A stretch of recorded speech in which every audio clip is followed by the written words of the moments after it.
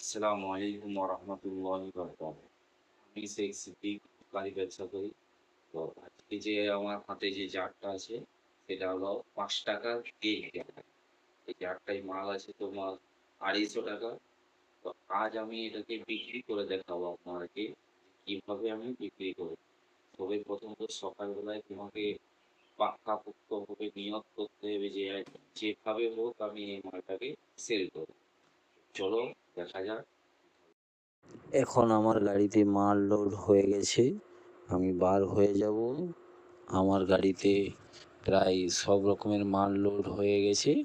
তো চলো, একটা দোকানে আমি এসে দাঁড়িয়েছি। এখনও কিন্তু মালটা আমি সেল করতে পারিনি। তো দেখা যাক। লাস্ট পর্যন্ত আমি মালটা বিক্রি করে ফেললাম। তো নিজের উম্মিদ, নিজের হৌসলাকে কখনো ছোট করতে নেই। ইনশা